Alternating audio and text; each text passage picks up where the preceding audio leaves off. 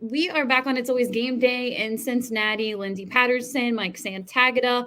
I'm going to be completely honest as we're recording this. We are recording at 5:35 on a Thursday, and when you hear this, it will be Friday morning. So, of course, anything that we talk about on this podcast could be outdated by the next day of the release. We are recording this after training camp practice for the Cincinnati Bengals today, and unfortunately, and we don't have a whole lot of news when it comes to Joe Burrow.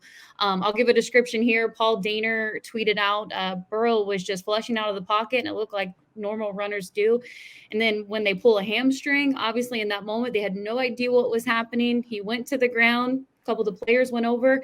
And one of the things we're seeing a lot in training camp is carts do come out for players all the time, but a cart was out. And at this very moment, Zach Taylor talked to the media after it was over and said it's a calf injury, which could mean all kinds of different things. We are not doctors on this podcast, and we can't, define what exactly happened or what's wrong with Joe Burrow, but that's all we have right now. Yeah, so we start with, I feel like let's just start with the cart. The cart comes out for a lot of different, especially almost any lower body injury in camp, I think. And there's reasons for that. It's faster to get to the medical facility. Are the Bengals practicing at Paycor though, right? Yep. Okay, so it's not anything crazy. Like I know some places they go to a destination. Although last time that they did that, AJ Green got hurt, so maybe just stay at Paycor. But a lot of times you're doing it just out of precaution, and when it is a destination one, sometimes it's like, well, the medical facility is up this hill, and they didn't really plan for this, so we got to put you on the cart just because. Do you want to walk uphill with a strained calf or anything? No. But yeah, I think it's all precautionary. We don't know anything. I honestly assume by the time you're listening to this, you probably actually will know what the injury is. We know calf injury. This will give you a real good idea of exactly what time it is. We know calf injury, which is what Zach Taylor said, which Ian Rappaport and some people said calf strain, although I think they just added strain or changed strain in some not perfect reporting instead of injury, which is what it probably is. It probably is a calf strain if it's a calf injury. But yeah, I think that's the specifics. You can't say it's not an Achilles. That would be what you're worried about. But I do feel okay in terms of I don't think it is. And I'm judging that not off of any of my knowledge or anything, but you kind of see Zach Taylor's tone, and he wasn't really that beaten up. Joe Burrow, everybody keeps saying that he seems okay, and he gave a thumbs up, and he gave a nod to Jamar Chase, and Chase said that means he's fine. And then the other part is the pro football doctors on Twitter, Pro Football Doc being the most famous one. They all seem to be saying calf. And when Taylor said calf, I know Pro Football Doc, I believe, said confirm, not Achilles, although he may have a reason for that. I don't feel comfortable enough until the MRI happens. So Nope. I'm not telling everybody it wasn't an Achilles, and then the MRI happens and something goes on there, which even a bad calf strain can be a small Achilles tear. I think that's also something to keep in mind. I think I'm not 100% sure on that, but somebody told me that, and I was like, that sounds about right. They're in the same spot. But yeah, like those two are connected, right? Like your Achilles tendon that goes to your calf. So when you see calf injuries, a lot of times, if that's the devastating thing, it's the Achilles. That's why people keep talking about it. So yeah, that's all of my thoughts on the matter. But I do feel I'm not filled with dread at this moment because I feel as if the possibility is low on a major injury. Yeah, there's so many unfortunate things about it because look, I know that Zach Taylor, because there was one thing, actually Trags, one of the Bengals reporters, he tweeted out a picture when camp started today, and he said it looks like Joe has a sleeve on his right calf. And a lot of people said, oh, well, that could be because it is 100 degrees in Cincinnati today. It truly is. It is very hot outside. You step out there, it feels like you're walking into Las Vegas right now. They are practicing in the afternoon. Zach wanted to kind of have the more afternoon practice, which they normally do during training camp, and that's normal. And it's July in Cincinnati. It's always hot. That's normal. And Zach was asked about that. And I thought, okay, well, that's kind of different. But hey, maybe Joe's just wearing that for, just to be cautious. Maybe there's something there. And Zach had mentioned that some of the players felt in their walkthrough this morning, they felt a little soreness. And I feel like you would feel that after your first day. Anybody, when they go and work out for the first time in a while, or you're getting back into it, you're going to feel that soreness maybe. And it could have just been that. So he was wearing that on the same calf that they're saying is injured right now. Yeah. And I know we were seeing a lot of the reports out there that were saying strain, but right now we're just going to go with what Zach Taylor really did say, and it is the calf strain. So, we just, until it's ruled out, we honestly don't know. And there's a lot of speculation. And then obviously a lot of the pro football doctors who are on the internet are saying, hey, I think it could be this. It could be this with the strain. This is how long they could be out. It could be lingering all season. Going to miss we just don't know. And, it's one of those things when you're recording a podcast 2 hours after it happens, you're going with the information that you currently have, and you're not doctors, and you're just kind of guessing. I know that some people are like, but he gave a thumbs up. Well, Joe gave a thumbs up when he was injured plenty of other times. I don't look too much into that because he's a really tough dude. And we know that just by watching him in his time in Cincinnati, and you could say all the hits that he's ever taken out there. We just don't have much on the injury, and guessing, how long this guy's going to be out, or, what it could be and how long it's going to linger. And, when we do get more of that information, if it is something that's going to be going into training camp, hey, we'll get a doctor on for next week's podcast, and we'll go more in depth with somebody who's an expert when it comes to player injuries. The thing that's unfortunate about it all is, when I thought we would do our first long Joe Burrow podcast during training camp, I thought it was going to be the day after an extension, or the day of the extension, and all of that. So, you have all of that going on, and Joe has showed up for everything, the non-mandatory stuff, the mini camp, and there's been no problem. He seemed so chill when it comes to the contract stuff. He's like, it'll get done when it gets done. He said it yesterday in his press conference, and he's still showing up to this stuff. And not all players do that when it's a contract year. And I know they have his 5th-year option picked up for the following year. So I would say not really a contract year, but at the same time it is, because they know they want to get it done now. And I just feel like it's just such an unfortunate thing for Joe, because it hasn't been normal. And I hated every conversation around it, to be completely honest. Joe was asked about it in his press conference, and he said, oh, I got to knock on wood, when someone said your normal off season, because everybody knows what has happened to him. It's really every single time. And it's wooden desk every single time. And what's so crazy about it, it's a year and 1 day since he had his surgery last year for his appendix. It's just like, why does this stuff keep happening to someone who is one of the best in the league? And it's just, all of that is so unfortunate for Joe, because he even was asked about his practice yesterday. He's like, I had damn good practice. He felt really good about it. And it's just, I don't know. It just, all of it it feels so unfortunate for someone who's worked really hard to be in the position he is, in such a big off season for him. Yeah. I mean, to me, the sleeve on the calf, and that's the one he injured, this is strictly off of one instance, so low sample size, but Kevin Durant played with a calf strain, and then that's when he tore his Achilles. Like, I'm not 100% sure if that leads to anything, but it does make me feel less confident about it was a sleeved calf. It was probably just a calf. I'm like, well, I thought that before once. Yeah. But yeah, I agree with a lot of what you're saying. I mean, I wanted to have the talk about the extension. To me, I think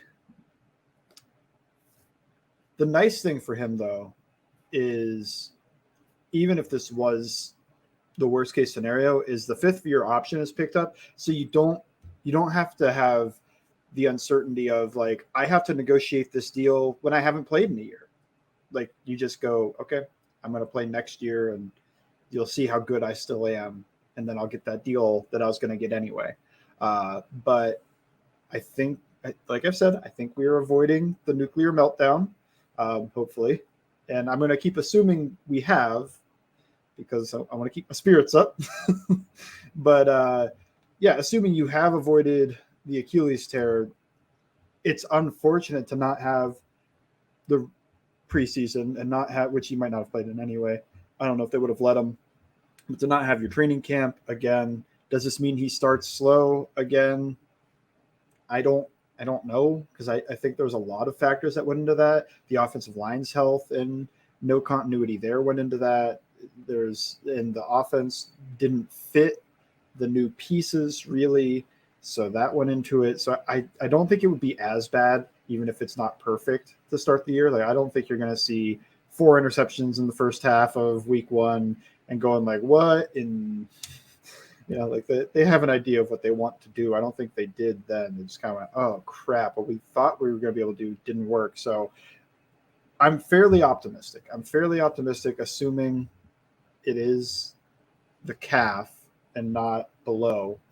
I'm fairly optimistic about this not starting off that slow, even if he misses all of camp and the preseason, which no idea. That's going to be, you could miss all of it with a calf strain, especially because you don't want to rush him back because it's a long season and you're going to want him for the games, not just the practices. So maybe you don't rush. Maybe he misses all of that and plays week 1, or maybe he misses 2 weeks. Like Sam Hubbard had a calf strain last year and he missed 2 weeks. Maybe you just do that. Maybe that's all it is. Just a 2-week, like he's going to be out. He'll be there, but he won't be practicing, just mental and everything else, working with guys as much as he can, rehab, all of that. I don't know. It's a lot of uncertainty, and I feel like that's always difficult to talk about until you do have the confirmation of certain things, the MRI or whatever else. I did see when I quickly refreshed Twitter, hoping that somehow an MRI already came through. Another football doctor is talking about it being a calf strain, but I think he may have been taking that as Ian Rappaport's report, which was calf injury. I want one of them to just tweet out something that says like, I'm confident, like the Pro Football Doc saying, oh, confirm not Achilles, when he saw Zach Taylor mention the calf.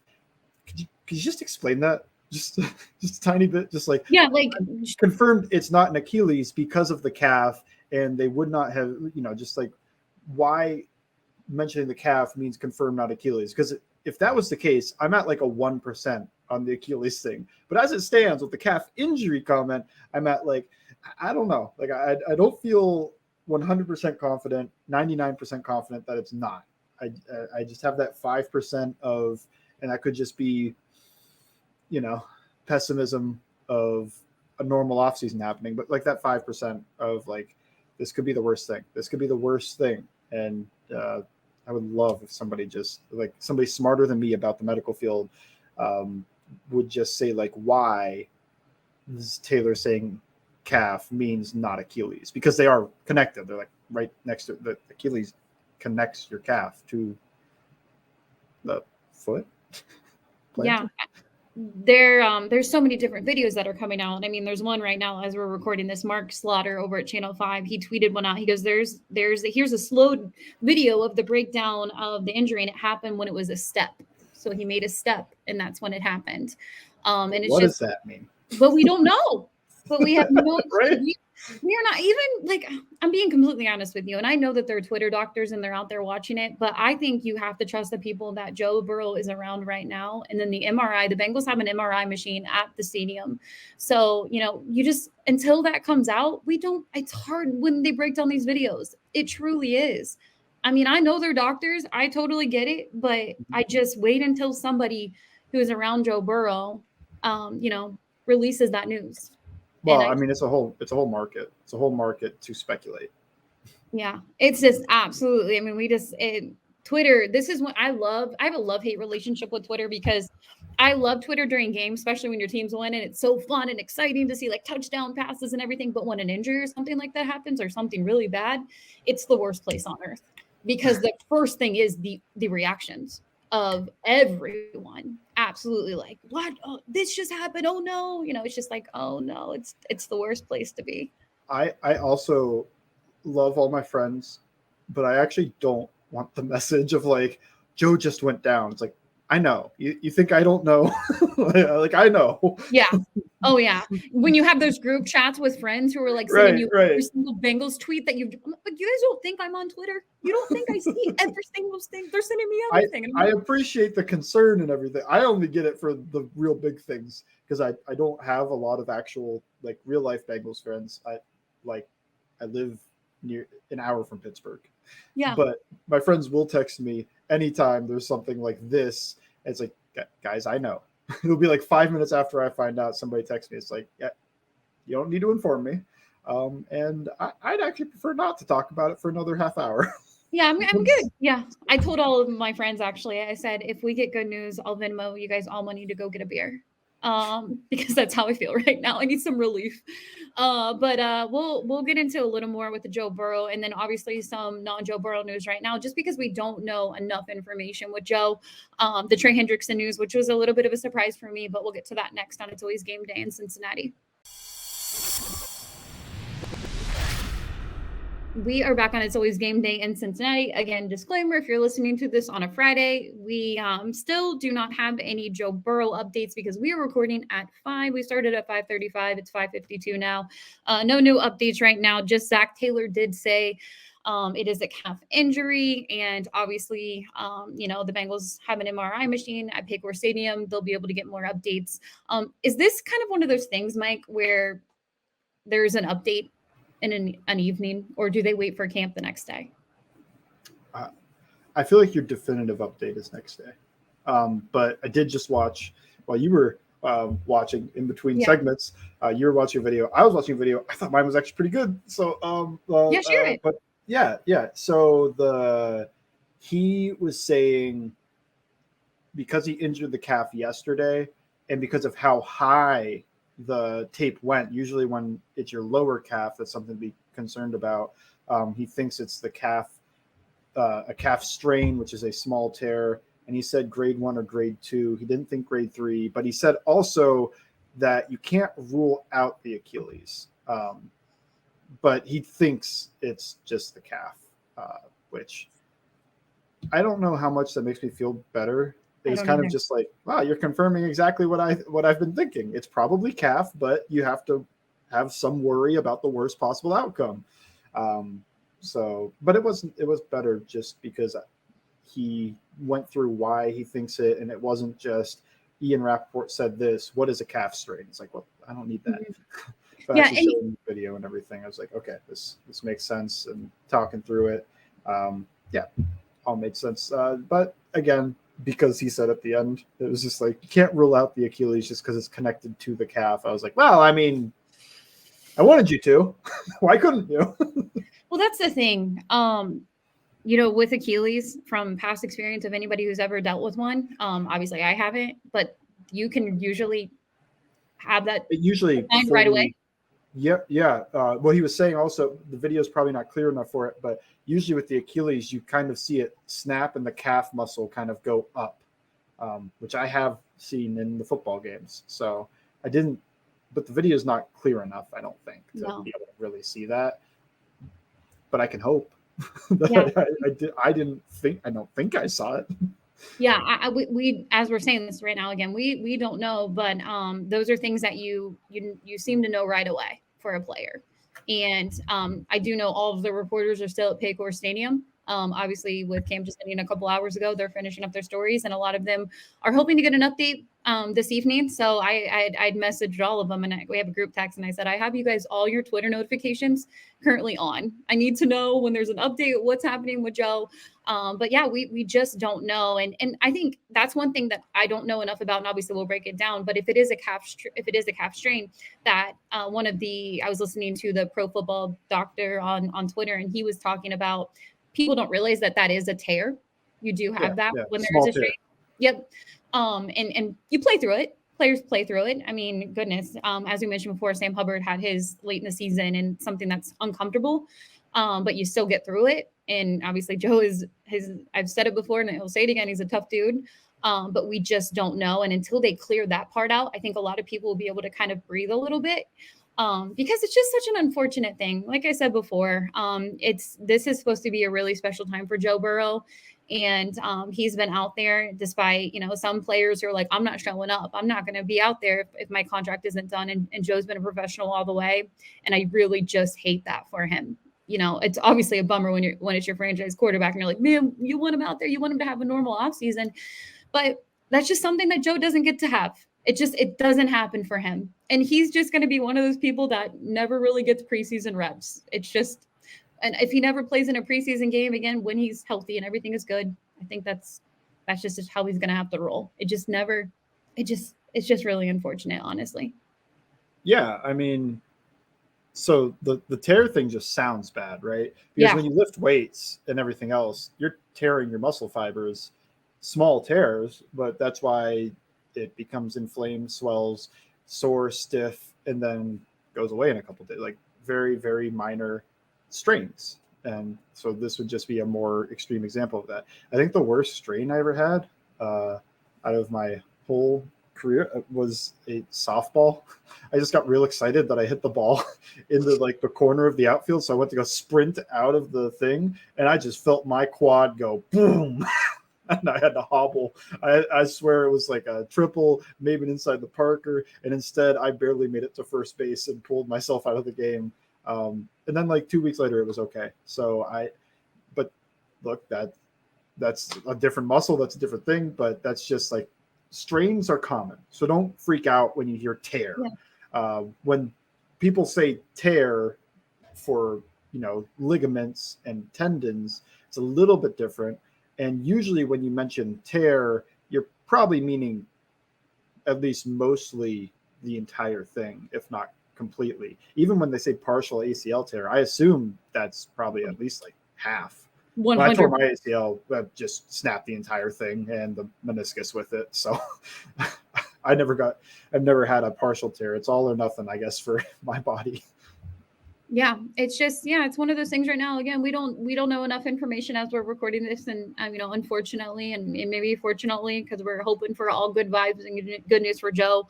As I mentioned before, I hope in a few weeks we're just talking about his contract extension and Joe's taking it easy. Honestly, next week, hopefully, we're just going like it is a grade 1 calf strain, and then we just talk about it like normal. He'll be back in a couple weeks. And who can just sit on the sidelines like we saw last year when he had his appendix injury? Joe. You know how many weeks he missed? And obviously everybody knows what happened in week 1, but he was still able to bounce back and he was fine. But this was something we don't have a lot of information on. And it is his other leg. It's not the same leg as his ACL injury, but it's not just something really, right? Yep, not at all. So it's just, right now it's just a calf injury. And Zach, they went on with practice. I know that's another thing that a lot of people were kind of bringing up, and that's pretty normal. It's just unfortunate. Yeah. It was towards the end of practice. Like, not even if it happened at the beginning, it would be unfortunate, but it was like they were wrapping the day up, and they finished out their practice, and Zach always talks to the media, but like I said before, by the time you guys listen to this podcast, you are probably going to have a better update on what's happening with Joe, just because as of now, it's only 2 hours since their practice ended. And obviously the reporters will have the latest on what's going on. So we're hoping for good news only for Joe Burrow. But as of now, it's day 2 of training camp in the books for the Cincinnati Bengals. And I know a lot of Bengals fans are going to be sitting on social media and refreshing their page for quite some time until they get some good news and hopefully for Joe Burrow and the Cincinnati Bengals. But any more on Joe that you want to mention? No, but positives. Back-to-back days with long touchdowns thrown from Joe. Mm-hmm. We saw, I believe it was the first day of training camp, there was play action, and it was a cool idea and concept that I don't think they use enough. Insert is the idea. So you take your tight end, he's usually off of the line of scrimmage, and he goes in through the line in this run concept. They ran play action on that. And so he inserts through the line and then runs a route. And I think that's fun. I mean, it actively engages your linebackers that you're facing because they're like, I got to take on that tight end, don't I? And he just keeps running. So I want to see more of that. And that was a deep touchdown down the left side to T. Higgins. I don't think the play action really had much to do with it, though, because it was just kind of like one-on-one shot. And then today, before the injury, there was a one-on-one shot to Jamar Chase against Cam Taylor-Britt on what looked like a blitz. I think I saw Dax Hill come down onto the line of scrimmage and then blitz. The offensive line picks it up, and Burrow uncorked one deep. I'll be honest, I'm not sure how many defenses are going to try that against the Bengals. But, like, how often do you see these blitzes? Maybe because P. Ryan's not there. Like that. Do you think teams are going to stay and continue to never blitz the Bengals, or do you think they'll ramp it up a little bit just to kind of completely get away from the Burrow topic? Because I feel like we've covered it fairly extensively as much as we can, unless we get some type of news in the next 30 minutes. I feel like teams are. I don't think you do it. I don't think so either. Like 5% increase just to test Mixon and Williams. Mm-hmm. That would be my thought. Is like maybe P. Ryan just deterred them a little bit more than they already were, but it's not so much P. Ryan picking up the blitz that stops these teams. It's Joe Burrow is a computer, and he sees the blitz and goes easy. You don't want to give the quarterback the easy button a whole bunch. No, it will be interesting to see if they do that. I did see one. It was actually Olivia Ray was taking some video. She works for Channel 5. And one of the videos was of Joe Burrow talking to Irv Smith. And he was talking about something they were about to do. And then as soon as Joe finished talking to him, he threw it right to Irv, and it looked beautiful. So I just kind of thought in that moment, Joe wants to get Irv paid. Joe wants to get another tight end paid. Joe's going to get another tight end paid. And I'm really excited about Irv Smith. I really am. He seems like he's going to be just an absolute fun addition. But we will see what happens. But on the offensive side of the ball, anything else stand out for you? There was that play that Mixon had a long run on, but it's so hard to care about these long runs to me because you can't tackle the guy. No, you can't. It was a blitz, which that is your boom bust defense for defending the run. You either get a tackle for a loss, or this is bad. This is very bad. Again, I don't know if Lou Anarumo is just like, we're really testing this offensive line, just their intelligence, not their physicality, because it's hard to test your physical ability in these practices, even if they are padded, but test your mental, like here's this blitz, come off your block and pick it up correctly. Maybe that's why they're doing it so often, but I was interested. I was like, why do they keep blitzing so much? Like, I don't think the Bengals are going to see this all that much. No, that's actually a good point. Yeah, but they blitzed. The offensive line picked it up. There was enough of a hole. Mixon goes on a long run, and Nick Scott, last line of defense, gives him the two-hand tap. And I did like what he said. He said, yards don't win games. Every tackle matters, basically. I was like, yeah, true. Make that stop and maybe hold him to a field goal. That'd be great. He was around like the 5-yard line, I think. And he and Mixon then kind of like tapped, dapped up. I don't know. It was kind of on his shoulder, so it wasn't really like dapping him up or anything. But yeah, that's the other meaningful video I've seen. I think Jonah Williams looks fine at right tackle. And it also seems like Jonah Williams and Nick Scott have gotten all their first team reps in those position battles. They have. Nobody's really said anything, I don't think. Reporters will comment when Jackson Carman takes snaps at right tackle and Jordan Battle takes snaps at safety. But I don't think they're really going to comment much when it's the projected starters. Or just kind of go like, well, nothing out of the ordinary. But I almost kind of want to see just like, was it every snap? Was it just every snap you saw?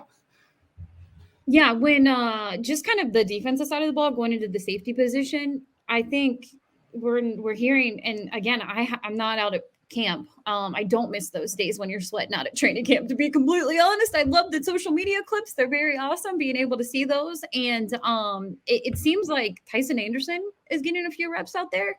Somebody over who Jordan Battle? At times, unless it's just things that are only getting tweeted, like you mentioned, when there's like a Jordan Battles on the field or rookies on the field. But getting a few reps here and there out there in the safety area with that. They're probably going to make Battle work for it, right? Like, you should. That's what they've always done. They always make the rookie work for it. That's why Jackson Carman didn't start year 1 or year 2. You have to earn it still, even if you are a 2nd round pick. And Battle's a 3rd round pick, so got to go out there and earn the job. I think he will at least earn the backup job, but I do think it's Nick Scott to start the year. And from there, the team is such a contender that it's not like you move to the youth at any point just because you want to move to youth. It would be Nick Scott has to play poorly or be injured. Or Dax Hill could be injured, I guess, and then you move to battle there. But I expect Dax Hill to start, even though they'll probably tell him he has to earn the job. That one feels a little bit more performative. But, you know, Nick Scott versus Jordan Battle, they're going to make Battle earn the job. They're not just going to give it to him. And I guess they're not going to give him the backup job either, because he has to earn that over Tyson Anderson and maybe Mike Thomas as well. I don't know. I always forget I about think that's going to be interesting. Yeah, I think it's going to be interesting. I thought we would get more tweets about who's running with the ones. It feels like we haven't really. And today, that totally makes sense. You know, there's one thing on everybody's mind today. Don't bother. That tweet's going to get drowned out. I'm going to be completely honest with you. We do have one more segment, and we will talk about it, Trey Hendrickson. But if you be completely honest, what's in my mind right now, it's the quarterback. So I'm sitting here trying. I'm like, yeah, you know, the offense had this spark in there, and you can tell. You can tell, honestly. I'm just like, I just want to get some updates on what's happening with Joe, but we don't know.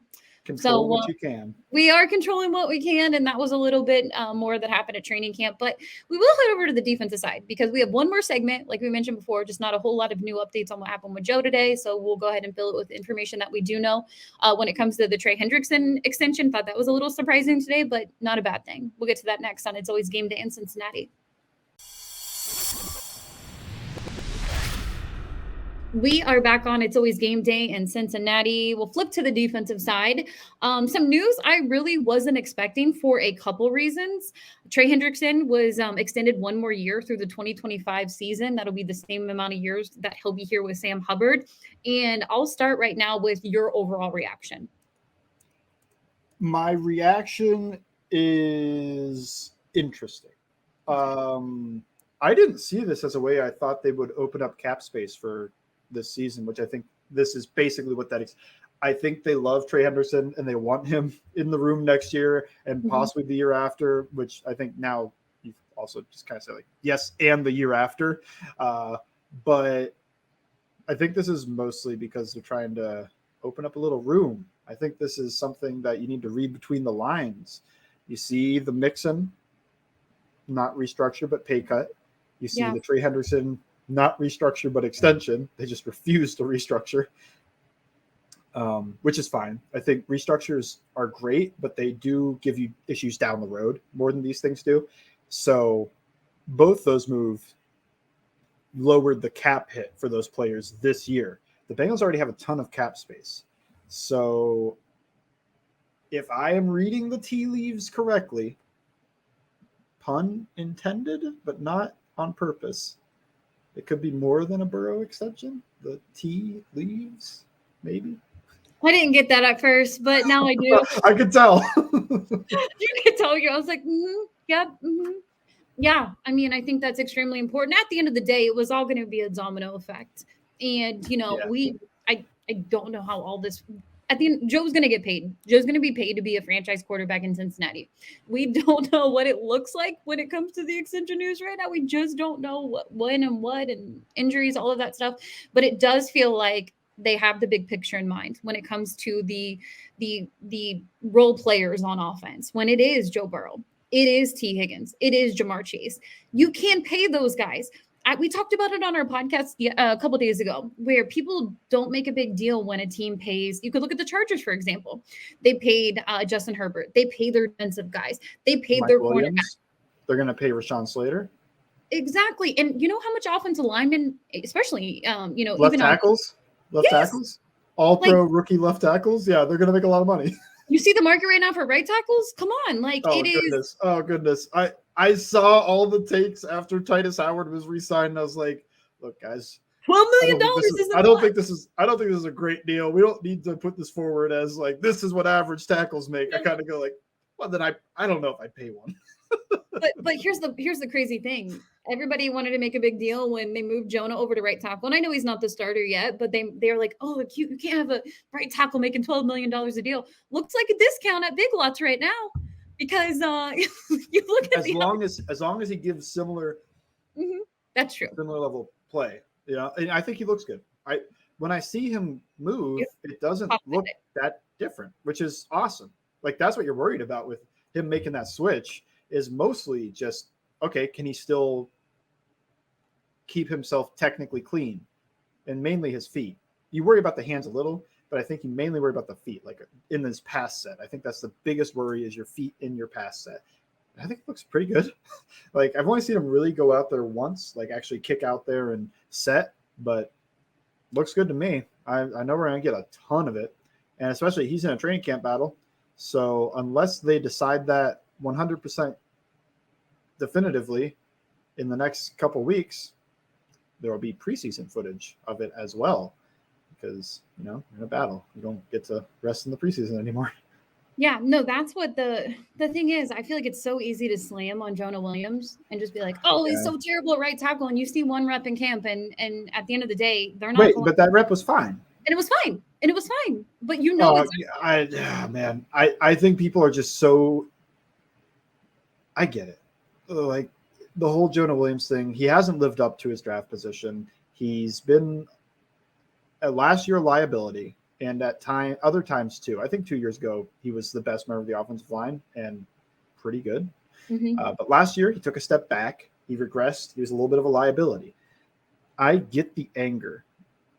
But whenever you're saying he gets smoked, when he's running his guy around there at like 10, 12 yards, he's in control. He's not – the guy isn't past him and he's turned around like, oh, crap, or anything like that. It's like – I know you're angry, but you have to put the bias aside a little bit. I don't know. I just want people to actually evaluate these things without any bias going in, because I think it would go differently. Because Orlando Brown's favorite move is to run his guy around the back of the pocket at 10 to 12 yards of depth, which is what Jonah did on that rep that some people tried dunking on him for. And I was kind of like, but you guys were also the ones retweeting when Orlando Brown said, oh, it'll be nice to play with the Bengals because they keep their quarterback at 8 yards so I can run my guy at 10. It's like 1 and 1 here. Put these things together. But I don't know. I think some people are ready to just pounce on Jonah Williams anytime there's anything that – and it wasn't a dominant rep. It wasn't like he dominated Sam Hubbard. Sam Hubbard, if Sam Hubbard was Myles Garrett, that's probably a win and a quarterback hit. If he is pretty much anybody else, maybe if Von Miller is still that bendy, then he's probably fine. But yeah, that whole thing going on, I don't think we're going to get too much genuine conversation about how each guy is doing. I think that everybody has their camps and they are just going to tweet out their feelings based off of that rather than what they're actually seeing. Yeah. So we'll see what happens at the right tackle position. And look, it's gonna, we'll see. They didn't say it's Jonah Williams' job, but he is out there with the starters. And I know Jackson Carman's getting rotations right now because La'el Collins isn't an option at the very moment. Again, he could be activated at any moment. They will have to make that decision when they get closer to training camp if he's going to start the season on the PUP. But I do want to go back to Trey Hendrickson. I did not mean to change the subject, but that was one of the things that I wanted to get to with Jonah Williams. We had to cover Burrow for 2 segments, and now we have to cover like 2 days of training camp and everything else in an extension. That's true. That's true. I mean, we had a mailbag today. I wish we were doing a mailbag right now. That would mean there's all good news. But we'll go back to Trey Hendrickson, because the thing that was surprising for me personally, and again, I know there was a little more detail out because Trey was probably underpaid for his position. Yes. Bengals got a pretty good deal for Trey Hendrickson. So he's probably like, hey, I'd like some more money. And the Bengals are like, hey, what if we tack on another year and it gives us a little cap relief through the 3 years? So maybe that's what they're doing. It makes sense because at the same time, they did draft Myles Murphy. They do have Joseph Asai. Mm-hmm. So I guess that was a little more confusing for me that they did it. Not in a bad way, but I'm just like, oh, was this more of a structured cap relief? And then you get to bring Trey on for another year, which is always a good thing. But you also have these younger guys too. What does that mean for them? I think that they probably have a similar feeling to me about Myles Murphy, where he's raw. Like, you didn't draft him to take the starting job this year, and probably not next year unless he shows a lot of improvement in his technique and his hands, everything, and reading blocks. Just, a lot of the refinement needed to become a high quality defensive end, outside linebacker type, edge rusher, whatever. I think that it's somewhat surprising just because I feel like you would wait, because sometimes these Myles Murphy Rashawn Gary, Jason Pierre-Paul, guys that come out and you want to take him for the size, the pedigree, everything. It's all there except he's raw. Mm-hmm. Sometimes they do make that leap in year 2, and maybe you wanted to keep that there just like, okay, and then year 3 he'll start for Trey Hendrickson or whatever else. And we have put a lot of faith, I made him my breakout player, in Joseph Ossai and his projection from role player to starter in the future. But you also remember this is a team that did this with Sam Hubbard and Carl Lawson for a long time, where it felt like, you've got 2 young guys that could probably start for you, and they didn't make that move early. Duke and the gang, not because that was Marvin Lewis for a bit of it, but Duke Tobin and those guys didn't make that move hastily. So I think they will take their time on Murphy and Ossai. But that would be the reason it's surprising, is because they do have a lot of young resources spent at that position. And you do project both Ossai and Murphy to eventually become the starters. At least that's what I would think. If they're building out the roadmap, and the ideal roadmap, it's that they are both the starters in 3 years. And now you have Trey Hendrickson for the next, is it 2 years or is it 3 now? It's 3 years counting this season. Yeah. So in 3 years, it could be Trey Hendrickson as one of those starters now.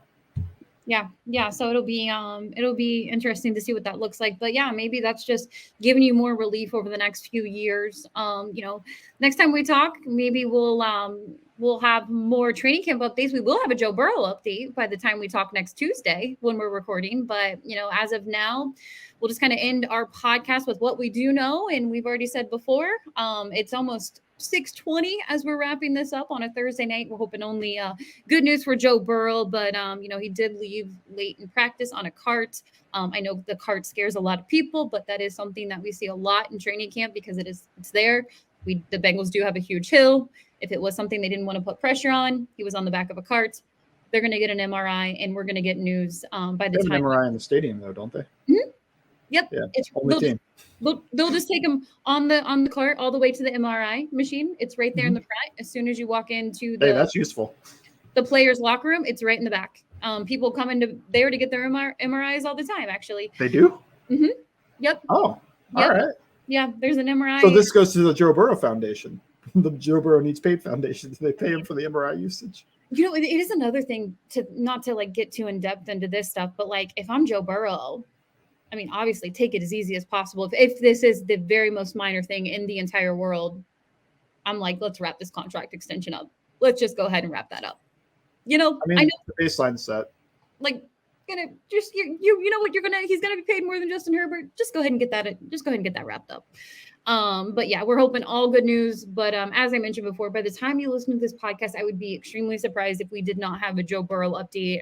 As I mentioned before, I've been refreshing Twitter during this whole entire podcast to see if there's any new news.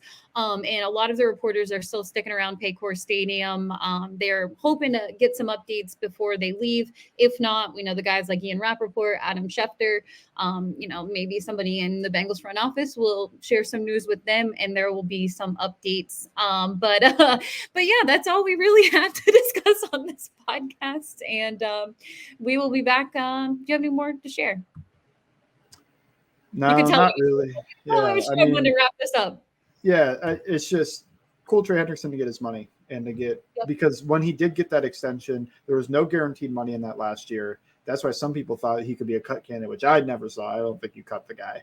But that was kind of a you're not proven contract. So to get the extra year and the extra money as you are, you're proven. You're one of the 10 best edge rushers in the league. We need you. Or, you're underpaid, really. So I think that's cool. That's cool for him. Yep, I'm happy for Trey Hendrickson, and like I said before, we'll be back. The big claw mark on the neck too from Orlando Brown making a mark. Cut your fingernails, man. I mean, that is like a tiger claw. I know, right? What was he going for the strangle? Was he going for just a big paw and he didn't make a fist? I wanted to talk about that too. I still couldn't believe it. The day Trey Hendrickson gets an extension, the day after that happens, and then he has this huge mark on. I mean, he didn't even zip his. You could have zipped the coat up. He could have zipped it up, but he was like, "Nope, I'm gonna let you guys see that the scar right here." But Protect that was your neck, Trey. Protect your neck. Iron sharpens iron like no other. I wonder if there was anything there from like the AFC Championship game where there's like, I remember that game. It's not just the AFC Championship game. They have gone at it repeatedly for the past 2 years. That's true. And Trey Hendrickson won most of those battles. Ooh. So I think that could be part of the beef as well. And they never, as long as I like it. I like it. Iron sharpens iron. We see it all the time. I like when the receivers have to go up to the young secondary right now. That's always good for them. But yes, this is a wrap on our podcast. As I mentioned before, hoping for some good news when we are on the podcast next week. As always, you can follow Bengals_Sands. You can follow me at LNDS Patterson. Thank you for listening to It's Always Game Day in Cincinnati.